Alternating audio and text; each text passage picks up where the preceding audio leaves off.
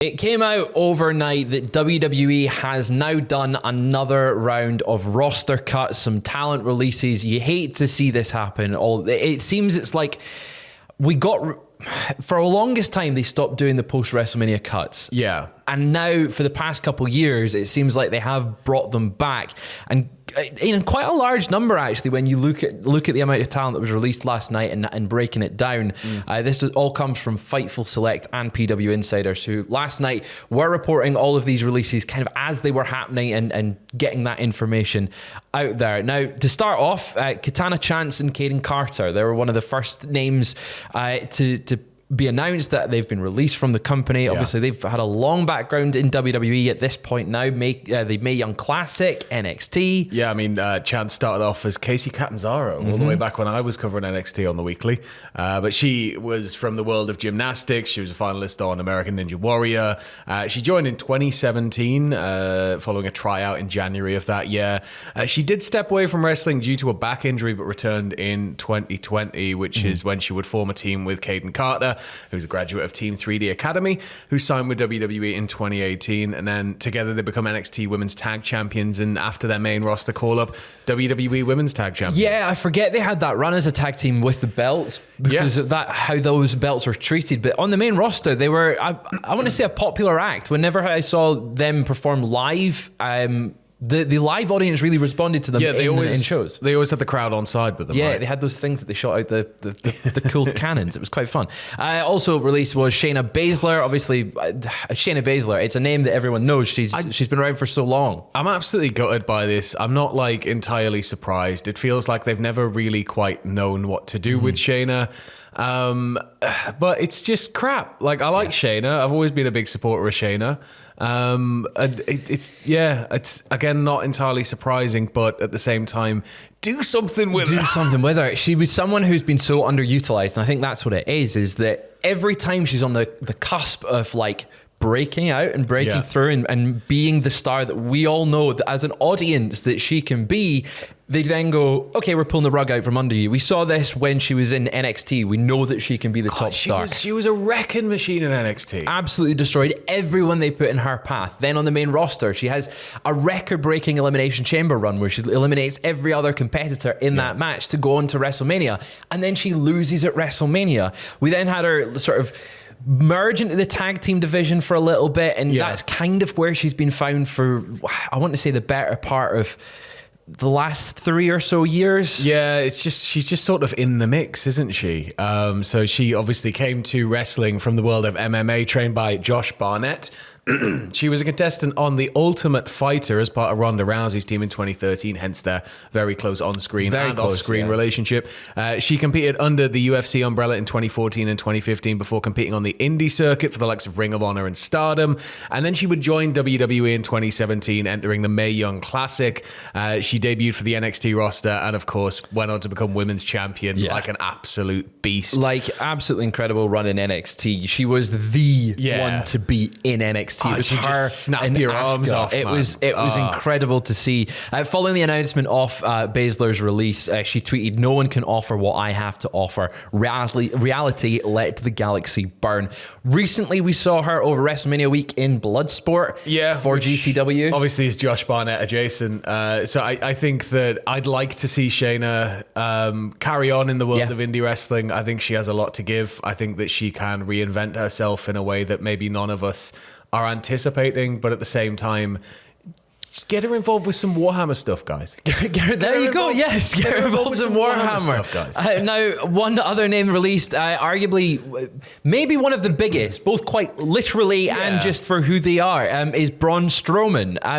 Strowman is someone that, for as long as you can remember, has been as part of WWE, despite the fact that he was previously released and has in his second run with the company. Now Strowman first joined WWE as part of the Wyatt family back in 2013. He came in, he was the black sheep, right? He was the black sheep, and strangely, I do remember prior to that him being in Adam Rose's Rosebuds, which was always fun to see this big tall man that was also a monster. I just liked when it was like, oh, he's spooky swamp guy, Superman tattoo. He's got Superman tattoo. He would break away, obviously, into singles competitor, as a singles competitor, I should say, and become Universal Champion, one-time Universal Champion. He beat Goldberg, your boy, at WrestleMania. He beat my boy at WrestleMania. He sort of fills very much, the Big Show, the Andre position. Yeah. They don't really have anybody. Like, they've got Omos, but they don't really have anybody with the track record yet that Braun has at that size. So it's going to leave a gap on the roster. And again, Braun's somebody who I think's been slightly underutilized recently, but also has had numerous issues that have required medical intervention. So it's just sad. Well, it is very sad. Yeah. Now, Braun was released originally from WWE around WrestleMania Backlash in 2022. Was the year he would be part of those cuts. He would go and be involved with Control Your Narrative. CYN. He had a brief run in Ring of Honor. He then returned to WWE in the autumn of 2022.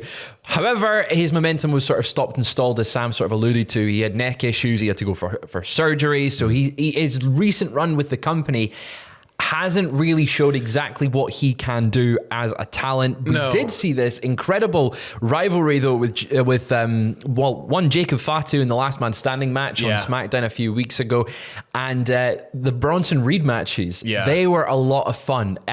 Another talent, though, that is like just over with the crowds. Yeah. People really like Strowman, and it just will leave a big gap with him not quite there. Literally as well. Like, literally. It's one of those things where I thought we were sort of finally starting to find footing when we got to the recent matches with Fatu. So it was like, again, quite a surprising one. It is a very surprising one. I was very surprised to see that name announced overnight. Another one, Dakota Kai. Obviously, Kai has been absent from being on screen the past few months, or roughly a month in a way. A former Stardom champion, Kai first joined WWE as part of NXT in 2015. She's been around a long time. What always surprises me with Kai is she always seems like much younger. I always think she is like fresh on the scene because of how she comes across. But she has been with WWE since 2015, apart from a brief period of a free agency. She would compete in the mid-card as a singles competitor in NXT, forming a tag team with Tegan Nox. When I think of Dakota Kai, it's that moment where she turns on Nox at NXT War Games. Like, what a moment for both of them. And it sucks that looking back now, it didn't work out for really either of them. And both of them are, now free agents, I guess, on the independent scene. Hopefully. Maybe we'll get to see them reform their stuff. Now, Kai was originally released from WWE around April 2022 in the same sort of cuts that Braun Strowman was originally released in. But then re-debuted, returned later that year as part of Damage Control. That is probably what most people know Dakota Kai for, is her run with Damage Control. It's her most recent sort of statement storyline, right? Absolutely. Now, at the time of her release, Dakota Kai was seemingly benched from WWE. She tweeted out that she was completely fine. She wasn't hurt. She was able to wrestle. Good to go. Yeah. But she has been absent from TV for some time. There was a lot of discussion whether she was benched, whether they were waiting to see members of Damage Control to come back, particularly Kairi Sane. But it looks like that, it won't be the case now with her being released from the company. Now, she did respond to that on Twitter, though, saying, oh crap, here we go again with the GTA Carl walking down the alleyway in San Andreas. Yeah. Hopefully she is someone that will land on her feet. We do have some more information about that we'll get to at the end. But who else was released, Sam? So Gigi Dolan, so known as Priscilla Kelly on the indie circuit, she signed with WWE in 2021, having previously competed in the 2018 Mae Young Classic. She was somebody that turned a lot of heads on signing, but she'd go on to be part of Toxic Attraction alongside Mandy Rose and JC Jane, which is arguably what she's known most for, where she'd become NXT Women's Tag Champion. Dolan and Jane would continue on as a team after Mandy Rose's release, before splitting up in February of 2023. But recently she'd been forming a new alliance with Shotzi and Tatum Paxley. They competed for the TNA Knockouts tag titles as part of the ongoing WWE TNA partnership feud thing. But she confirmed her release on Twitter, revealing that she was officially free to work in 30 days. Yes, so that has given us some indication as to the NXT side of things, and how the cuts work in that regard. 30 days, and it looks like she will be free to work anywhere. Gigi is someone that I think, again, we've sat here before when there's been talent releases, and the keyword is always underutilized. For a company that is so much depth and so much TV time, and for a talent that has so much to give, as in a lot of the cases here, like the people we're talking about today, it's just jarring, isn't it? It's very jarring. And a name that I found very jarring to see released last night, Cora Jade, someone who is fairly regular on NXT programming. I mean, as that goes for Gigi Dolan as well, and Central as well. Yeah, like there's so many of them that are regulars on television. But Cora Jade, previously Elena Black in the independent circuit, she debuted in NXT in 2021. She had a skater girl gimmick at first. That sort of changed to be more emo focused, I want to say, like just a general emo. She then formed a team with Roxanne Perez, a real life friend, close friend. That had a big blow off feud that was very, very popular for her time in NXT. Recently, though, she has been on the sideline. She obviously had a torn ACL. That kept her out of action for quite some time. She recently returned with Perez. They had a tag team now on the heel side, and were in TNA as well, challenging for the TNA Knockouts World title.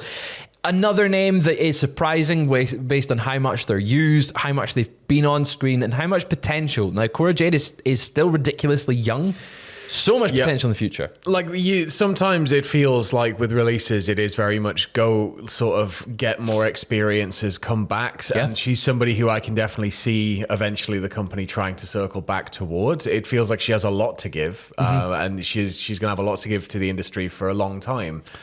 So definitely one of the more confusing names that I saw on the list this morning. Absolutely. Now, Cora Jade shared on Twitter a message saying, "Thank you for all the childhood dreams I got to live. I have a lot to say in due time. Stay tuned." So I'm sure we will have an update from her in the future. Another name released last night was Jakara Jackson.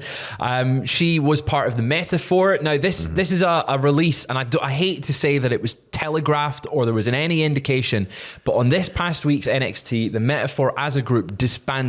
And it was very clear they have plans for certain members of the team and they don't for others. Now, Jakara Jackson was teaming with, obviously, as Metaphor.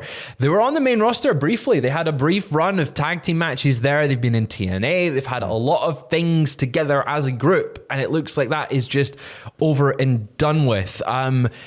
It's such a shame to see a group with potential that had a lot of fun, and that's the element of it. I think they were a fun group that was on TV that just didn't quite get the chances that they maybe needed. Yeah, again, you got to feel that like quite a lot of these talent are going to land on their feet wherever they do end up, but it is a shame. I'm wondering how many of these talents who have been working in the TNA cross promotion might end up working with for TNA. Yeah, because you do have storyline bleed there that you can continue.